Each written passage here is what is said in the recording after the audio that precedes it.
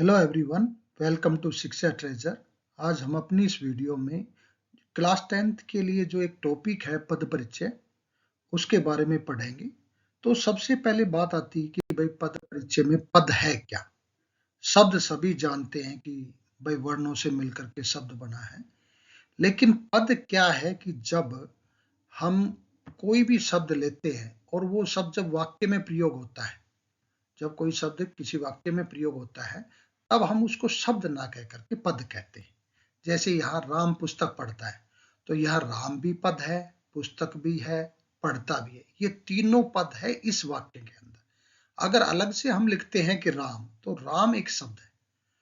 तो जब हमने पद परिचय के बारे में जानना है, तो सबसे पहले कुछ बेसिक हमारी व्याकरण है, जिनकी हमें जानकारी होना बहुत जरूरी है। क्योंकि अगर इन चीजों की हमें जानकारी नहीं रहेगी, तो हम पद परिचय नहीं कर पाएंगे। तो हम यहाँ अपनी इस वीडियो में जो हमने पार्ट 1 के नाम से बनाई है, यहाँ पर हम बेसिक व्याकरण के बारे में पढ़ेंगे, जो पद परिचय से पहले हम सभी को आनी बहुत जरूरी है। तो सबसे पहले आती है इसमें संज्ञा। तो संज्ञा क्या है? संज्ञा क्लास 3rd 4th से ही पढ़ना शुरू कर देते हैं। वहां सामान्य रूप से बताई जाती है भाई कोई भी नाम है वो संज्ञा है। लेकिन यहाँ हम संज्ञा के बारे में उसके प्रॉपर भेद क्या क्या है, कैसे, क्योंकि हमने जब पद परिचय देंगे तो उसमें संज्ञा कौन सी है ये भी बताना पड़ेगा।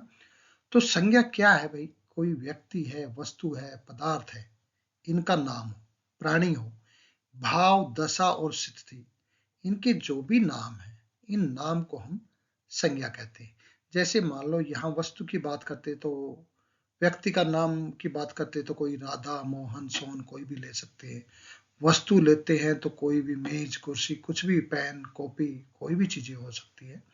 तो ये सभी चीजें, यहाँ सुंदरता है, बुढ़ापा है, ये सभी संज्ञा है। अब संज्ञा के भेद की बात करते हैं तो संज्ञा के 3 भेद होते हैं। पहला है व्यक्तिवाचक संज्ञा। देखिए, व्यक्तिवाचक संज्ञा को इंग्लिश में हम प्रॉपर नाउन कहते हैं। यानी जब किसी का हमें प्रॉपर पता चल जाता है, भाई हम लड़के की बात करते हैं लेकिन लड़का कौन है, मोहन, सोहन, अगर हमें ये पता चल जाता है, यानी जो शब्द किसी विशेष व्यक्ति, प्राणी, वस्तु या स्थान आदि के नाम का बोध कराए, उन्हें हम व्यक्तिवाचक संज्ञा कहते हैं। जैसे सोहन है, मोहन है, आगरा है, शहर का नाम ले लो, नदी का नाम ले लो, कोई भी किसी चीज का जो नाम है वो व्यक्तिवाचक संज्ञा है। इसके बाद आती है जातिवाचक संज्ञा। तो जातिवाचक संज्ञा में क्या होता है कि कोई नाम नहीं, वो उसकी पूरी जाति का बोध कराए। यानी जो शब्द प्राणी, वस्तु, पदार्थ, इनकी पूरी जाति का बोध कराते हैं तो उन्हें हम जातिवाचक संज्ञा कहते हैं। जैसे पशु, नदी, अब वहां गंगा, यमुना नाम लोगे तो व्यक्तिवाचक हो जाएगा, लेकिन नदी कहोगे तो वो जातिवाचक संज्ञा है। पर्वत, जैसे वहां हमने हिमालय लिया था तो हिमालय एक पर्वत का नाम था तो व्यक्तिवाचक संज्ञा, लेकिन यहाँ पर्वत अगर हम लेते हैं तो वो जातिवाचक संज्ञा। अब ये जातिवाचक संज्ञा को भी हमने 2 भेदों में बांटा गया है। तो 2 भेद इसके हैं। पहला है द्रव्यवाचक, जिसको मैटेरियल नाउन कहते हैं। कोई भी मैटेरियल से संबंधित चीजें हों, जैसे द्रव हो, पदार्थ हो, धातु हो, इनका जो भी बोध कराते हैं उन्हें हम द्रव्यवाचक संज्ञा कहते हैं। जैसे द्रव्य में लेते हुए लोहा ले लो, सोना, घी, तेल, पेट्रोल, ये सभी इसके उदाहरण हैं। इसके बाद जो दूसरा भेद है इसका है वो है समूहवाचक। इसको समुदायवाचक भी कहते हैं। समूह का मतलब होता है एक ग्रुप। तो यानी यहाँ ऐसे शब्द हैं जो हमें एक पूरे समूह का या समुदाय का बोध कराएंगे, उन्हें हम समूहवाचक संज्ञा कहते हैं। जैसे सबसे पहले बात आती है, हम शुरुआत करते हैं कक्षा से, अपने परिवार से करते हैं। तो परिवार में भी बहुत सारे सदस्य रहते हैं, तो ये एक समूह हो गया। कक्षा है, कक्षा में भी बहुत सारे बच्चे हैं, तो भीड़ है, भीड़ में बहुत सारे लोग इकट्ठे होते हैं। सेना है, जहाँ बहुत सारे सैनिक रहते हैं। तो ये सभी इसके उदाहरण है। जो तीसरा भेद है इसका वो है भाववाचक संज्ञा। यह नाम है भाव। तो जो शब्द किसी भाव हो, कोई दशा, गुण, स्थिति, अवस्था, विशेषता, इनका जो बोध कराते हैं उन्हें हम भाववाचक संज्ञा कहते हैं। जैसे लंबाई है, लंबाई को सुनकर के हमारे दिमाग में आ जाता है कि लंबी चीज होगी, तो उसका भाव आ गया लंबे होने का। चतुरता, चतुरता का मतलब चतुर व्यक्ति हो, चतुरता का गुण किसमें है? चतुर व्यक्ति में। तो ये स्वार्थ है, सहायता है, ये उसके उदाहरण है। तो ये संज्ञा थी। संज्ञा के बाद आता है सर्वनाम। तो सर्वनाम क्या होते हैं? देखिए, जब संज्ञा में तो हमने जो पढ़ लिया, जब संज्ञा के शब्द ना करके उनकी जगह हम किसी दूसरे शब्दों का प्रयोग कर देते हैं तो उन्हें हम सर्वनाम कहते हैं। जैसे राम मोहन जो भी नाम थे उनकी जगह खुद के लिए प्रयोग करना हो तो मैं कर दिया, बाकी तुम कर देते हैं, वह, मैंने, कौन, क्या, ये सभी जो है वो सर्वनाम है। सर्वनाम के जब भेदों की बात की जाती है तो इसके 6 भेद होते हैं। 6 भेद में जो सबसे पहला भेद है पुरुषवाचक सर्वनाम, जो हम इंग्लिश में पढ़ते हैं पर्सन कि 3 टाइप्स ऑफ पर्सन होते हैं, first person, second person, third person. तो वही ये पुरुषवाचक सर्वनाम है। यानी जो शब्द किसी बोलने वाला कोई बोलता है, फिर उसको कोई सुनता है या कोई तीसरा अन्य होता है तो उनके लिए प्रयुक्त होते हैं, उन्हें पुरुषवाचक है। अब देखिए, बोलने वाले, सुनने वाले, अन्य के लिए इन्हीं के आधार पर इनके 3 भेद हैं। जो उत्तम पुरुषवाचक सर्वनाम है जिसको फर्स्ट पर्सन बोलते हैं इंग्लिश में, ये बोलने वाले के लिए प्रयोग किया जाता है। जैसे मैं अपने लिए खुद प्रयोग करता है बोलने वाला, मैं, मैंने, हम एक वचन और बहुवचन के रूप में यहाँ लिए जाते हैं। इसके बाद जो सेकंड पर्सन है वो मध्यम पुरुषवाचक सर्वनाम, जिसमें इंग्लिश में हम यू पढ़ते हैं, तो यहाँ तुम, तुमको, तुझे, ठीक है। इसके बाद जो थर्ड पर्सन है वो अन्य पुरुषवाचक सर्वनाम, जो किसी मतलब वक्ता अपने लिए भी नहीं करता ना श्रोता के लिए, किसी अन्य के लिए जिन शब्दों का प्रयोग किया जाता है तो उनको अन्य पुरुषवाचक सर्वनाम कहते हैं। जैसे वह, वे, उसे, उन्हें। तो ये संज्ञा सर्वनाम का जो पुरुषवाचक है उसके 3 भेद है। अब दूसरा जो भेद है इसका वो है निश्चयवाचक। देखिए, निश्चय, निश्चय का मतलब निश्चित रूप से हमें पता चल जाए, किसी भी वस्तु या प्राणी का हमें निश्चित रूप से पता चल जाए तो उसको हम निश्चयवाचक सर्वनाम कहते हैं। जैसे यह, वह, वे, ये पता चल गया, यह, वह। इसके बाद तीसरा आता है अनिश्चयवाचक सर्वनाम, यानी जो शब्द किसी निश्चित व्यक्ति, वस्तु या प्राणी का बोध नहीं कराए। दूसरे में था निश्चयवाचक जो निश्चित बता देता था, लेकिन यहाँ निश्चित नहीं पता चलता है तो उन्हें अनिश्चयवाचक सर्वनाम कहते हैं। जैसे कोई, कुछ, यह की जगह कोई आ जाए, कुछ आ जाए, किसी से। चौथा जो भेद है इसका पर्सनवाचक सर्वनाम। पर्सन का मतलब पर्सन पूछना, यानी जो शब्द किसी व्यक्ति, वस्तु, घटना आदि के बारे में पर्सन का बोध कराते हैं उन्हें हम पुरुषवाचक सर्वनाम कहते हैं, पर्सनवाचक सर्वनाम कहते हैं। जैसे पर्सनवाचक शैली में आपने बताया इंग्लिश में व्हाट, हु, व्हेन, तो ऐसे कौन, क्या, किसे। पांचवा जो भेद है वो है संबंधवाचक सर्वनाम, यानी संबंध स्थापित करना। क्या होंगे कि भाई 2 शब्द होंगे, वो भिन्न बातें बता रहे होंगे, उनके बीच में संबंध प्रकट करना हो तो ये संबंधवाचक सर्वनाम का प्रयोग किया जाता है। जैसे जो सो, जिसे वही, जैसा वैसा, जैसी करनी वैसी भरनी, जैसा करेगा वैसा भरेगा। तो ये जो इस तरह के शब्द हैं ये संबंध दर्शाते हैं एक बात का दूसरी बात का। इसके बाद छठा है निजवाचक। निज का मतलब अपना, जो अपने लिए पुरुषवाचक जो सर्वनाम में हमने पढ़ा था, तो वो अपनेपन के लिए जो प्रयोग करता है ना शब्द, जो अपनेपन का बोध कराते हैं, ऐसे शब्द को निजवाचक सर्वनाम कहते हैं। जैसे खुद है, स्वयं है, मैं अपना काम खुद करता हूँ, स्वयं करता हूँ, अपने आप करता हूँ। तो ये सारे जो है वो निजवाचक सर्वनाम के उदाहरण है। तो ये संज्ञा सर्वनाम, उसके बाद हम चलते हैं विशेषण पर। देखिए, विशेष यानी विशेषता बताना, कोई विशेष चीज होती है उसके बाद, यानी जो शब्द संज्ञा या सर्वनाम की विशेषता बताते हैं उन्हें हम विशेषण कहते हैं। अब इसमें अच्छी या बुरी बातें भी होती है, तो अच्छा है, बुरा है, दो, यह, कम, ज्यादा, ये सभी जो है विशेषता बता रहे हैं। अब विशेषण के भेद की हम बात करते हैं तो विशेषण के 4 भेद हैं। सबसे पहला है गुणवाचक। बात करें कि गुण के नाम से ही है तो गुण का ही बोध कराएं, तो ऐसा नहीं। गुण और दोष दोनों, यानी जो शब्द संज्ञा या सर्वनाम के गुण, दोष, रंग, आकार, स्थिति का बोध कराते हैं उन्हें हम गुणवाचक विशेषण कहते हैं। जैसे अच्छा, बुरा, छोटा, बड़ा, ये इनके उदाहरण है। जैसे राम एक अच्छा लड़का है, तो लड़का होगी संज्ञा, उसके आगे हमने अच्छा लगा दिया तो उस लड़के की विशेषता होगी, तो ये विशेषण होगा गुण से। दूसरा है संख्यावाचक विशेषण, यानी जो शब्द हमें संज्ञा या सर्वनाम की संख्या का बोध कराते हैं। अब देखिए, संख्या भी एक निश्चित भी हो सकती है, एक अनिश्चित भी हो सकती है, तो उन्हीं से संबंधित फिर आगे इसके 2 प्रकार आते हैं। तो जब 2, 4 हम कहते हैं, कई, अनेक, ये इसके संख्यावाचक के उदाहरण हैं। तो 2 भेद में है, पहला निश्चित संख्यावाचक, जब जो शब्द ऐसे रहे संज्ञा सर्वनाम की निश्चित संख्या का बोध करा दें तो उन्हें हम निश्चित वाचक सर्वनाम कहते हैं। जैसे 1 2 जो भी काउंटिंग हमारी पूरी है, वो 1 2 3 4 5 6 जितनी भी है हम पढ़ सकते हैं जो निश्चित है, तो वो निश्चयवाचक सर्वनाम के संख्यावाचक विशेषण के उदाहरण है। इसके बाद आते अनिश्चित संख्यावाचक विशेषण, यानी जो शब्द संज्ञा या सर्वनाम की निश्चित संख्या का बोध नहीं कराते। पहले में था निश्चित संख्या, अब है निश्चित संख्या का बोध नहीं कराना, तो उन्हें अनिश्चयवाचक सर्वनाम। जैसे कुछ है, थोड़ा है, कई है, ठीक है, तो ये जो है अनिश्चयवाचक सर्वनाम संख्यावाचक विशेषण के उदाहरण है। इसके बाद जो तीसरा है परिमाणवाचक। परिमाणवाचक में परिमाण का मतलब माप तोल, यानी ऐसे शब्द जो संज्ञा सर्वनाम की माप तोल का बोध करा दे, उन्हें हम परिमाणवाचक विशेषण कहते हैं। अब परिमाण माप तोल दर्जन में भी होती, किलो में, लीटर में, मीटर में, तो ये सब किसके उदाहरण होंगे थोड़ा बहुत। तो परिमाण भी एक निश्चित होगा, एक अनिश्चित होगा, तो उसी के आधार पर इसके भी दो भेद है।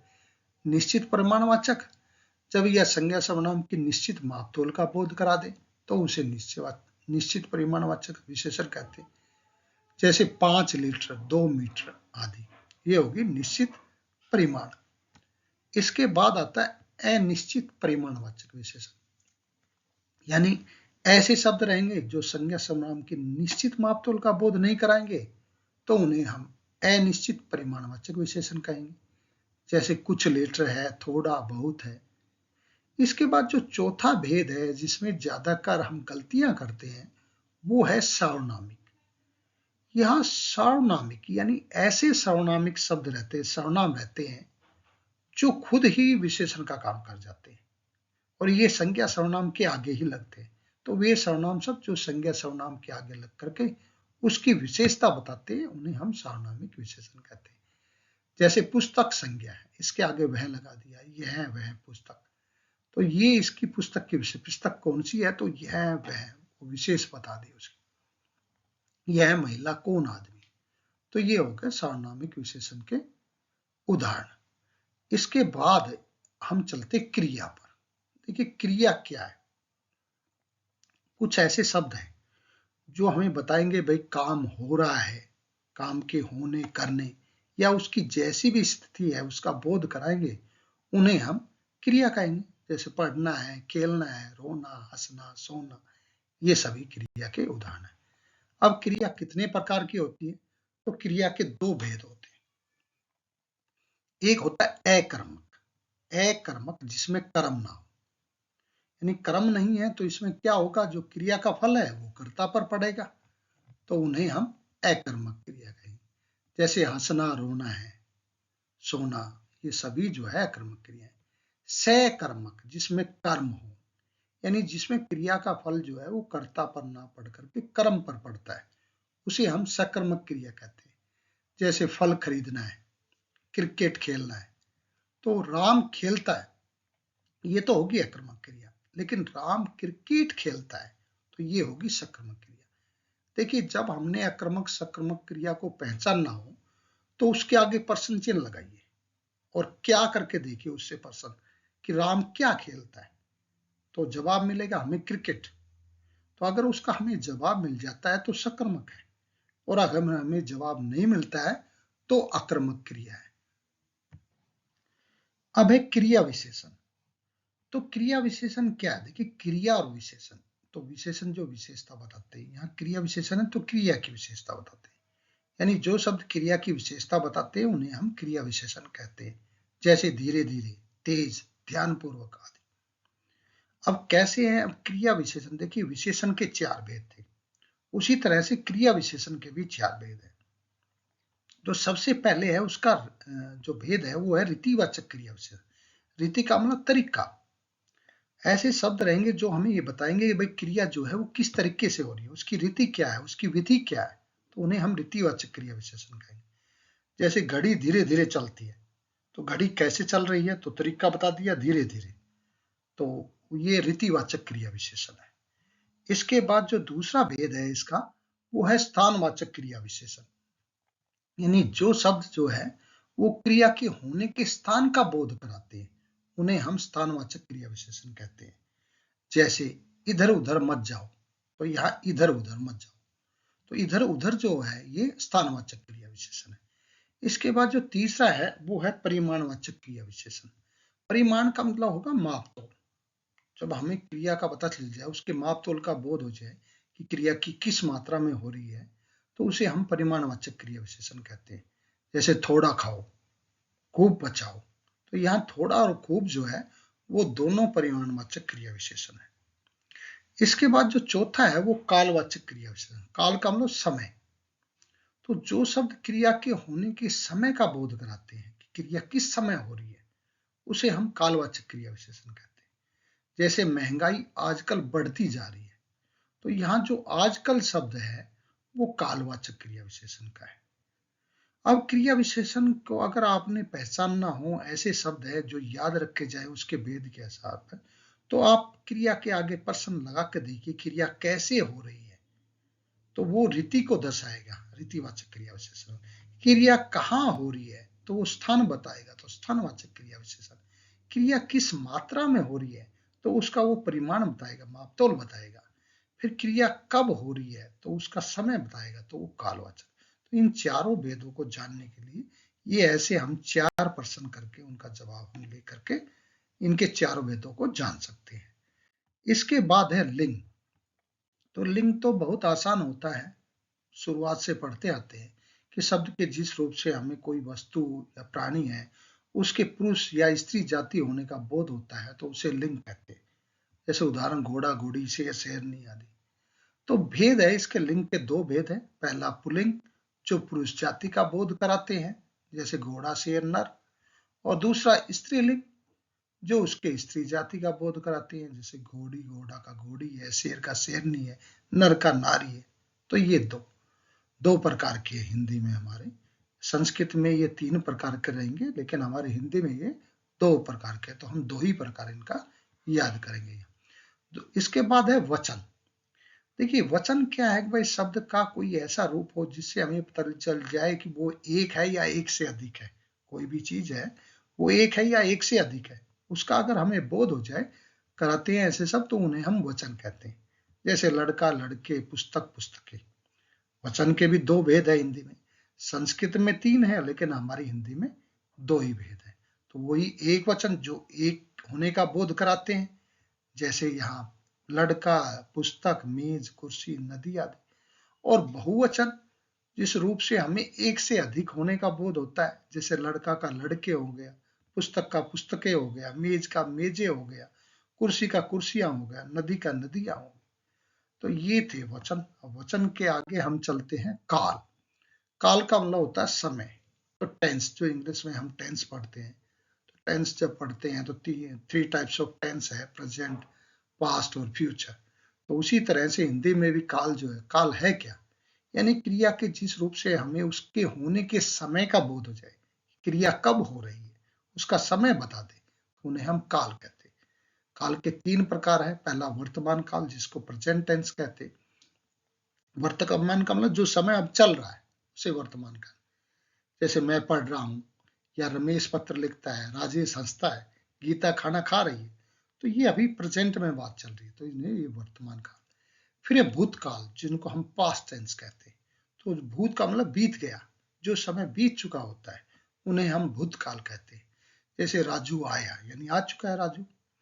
इसके बाद गणेश जा रहा था, यदि नरेश आता तो मैं भी चलता। तो ये सभी जो है भूतकाल के उदाहरण है। तीसरा है भविष्य काल, फ्यूचर टेंस, यानी जो समय आने वाला है उन्हें हम भविष्य काल कहते हैं। जैसे वह खाना खाएगा, शायद कल वह आए, मैं यहाँ आता रहूंगा, तो गागेगी इनमें, इस तरह की पहचान बनती है। तो ये है भविष्य काल। इसके बाद चलते कारक। तो कारक पढ़े हुए, संस्कृत में कारकों का ज्यादा बड़ा योगदान रहता है, लेकिन हिंदी में भी कारक की कम महत्ता नहीं है। तो यहाँ कारक की बात करते तो कारक क्या है भाई, संज्ञा सर्वनाम के जिस रूप से वाक्य में कोई शब्द का दूसरे शब्द के साथ जो संबंध दर्शाया जाता है तो उन्हें हम कारक कहते हैं। कारक के 8 प्रकार है। पहला है कर्ता कारक, जो काम को करने वाला है, क्रिया को करने वाला है, तो उसे कर्ता कारक कहते हैं। जैसे राजेश ने चित्र बनाया, तो राजेश चाहे है यहाँ करता है, या ने भी पहचाना है, कर्ता ने, क्योंकि इनकी विभक्ति हम आगे पढ़ेंगे किन शब्दों से हम इन कारकों को पहचानेंगे। दूसरा है कर्म कारक।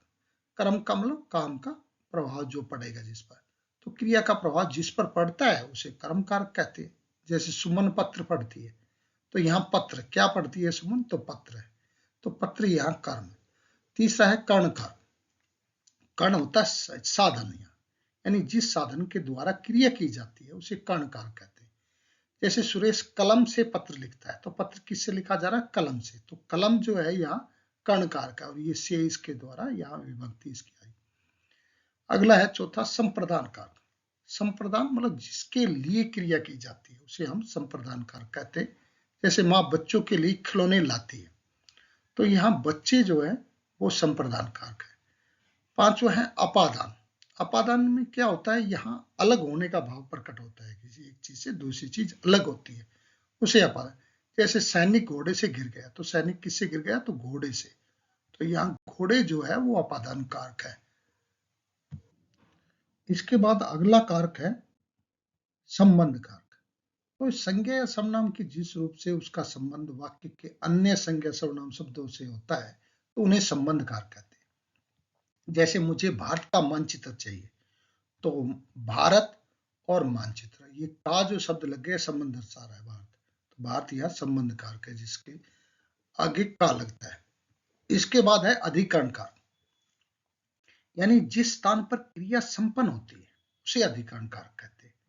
जैसे कक्षा में छात्र पढ़ रहे हैं, तो यह कक्षा, छात्र कहाँ पढ़ रहे हैं, कक्षा में, तो में के आगे, तो यहाँ है कक्षा जो है अधिकरण कारक है।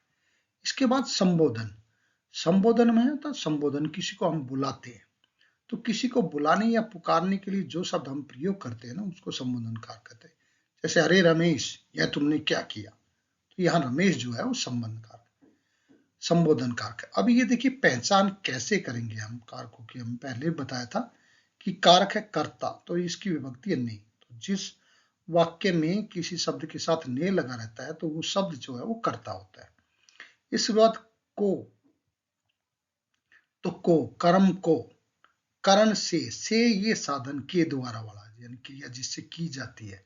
संप्रदान की विभक्ति के लिए। अपादान से अलग होना, पेड़ से पत्ते गिरते हैं। संबंध काके की रारेरी, राम की पुस्तक, तो ये संबंध। अधिकरण में पेपर, छत पर पक्षी बैठे हैं।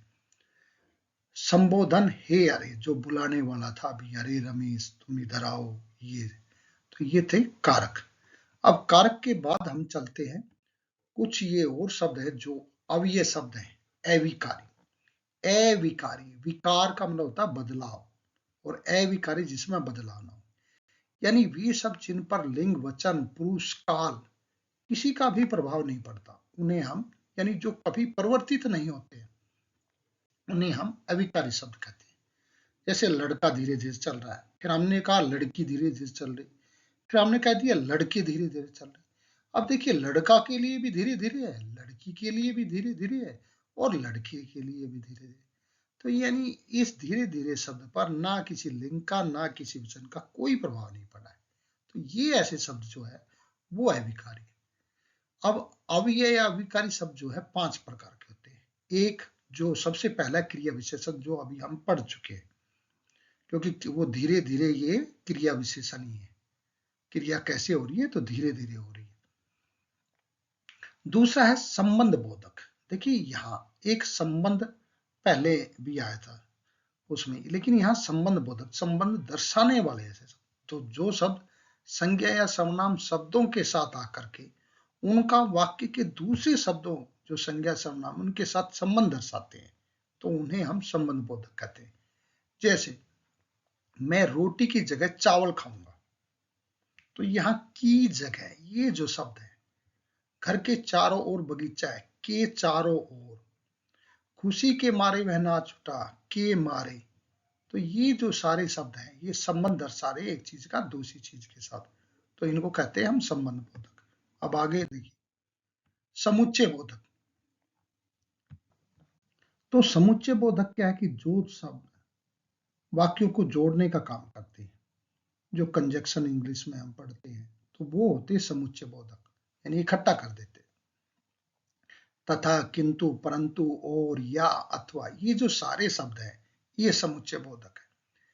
फिर है विस्मयादि बोधक, यानी जो शब्द विस्मय पैदा कर दे। विस्मय किसके कारण हो सकता है? खुशी के कारण हो सकता है, दुख के कारण हो सकता है, घृणा के कारण हो सकता है, भय, पीड़ा आदि के कारण हो सकता है। अचानक से हमारे मन में एक हैरान हो जाते हैं, आश्चर्य पैदा होता है, तो उन्हें हम विस्मयादि बोधक कहते हैं।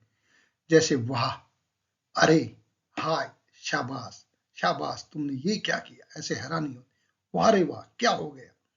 तो ये ऐसे जो शब्द हैं ये विस्मय बोधक है। इसके बाद है निपात। ये कुछ ऐसे शब्द रहते हैं जिनको अगर हम वाक्य में प्रयोग भी ना करें ना, तो उस वाक्य पर कोई प्रभाव नहीं पड़ता है, लेकिन ये उस वाक्य के अर्थ में विशेष बल देते हैं। तो ऐसे शब्द जो वाक्य में किसी शब्द के साथ लग करके उसके अर्थ में विशेष बल ला देते हैं, उन्हें हम निपात कहते हैं। जैसे ही, भी, भर, तक, मात्र, तो।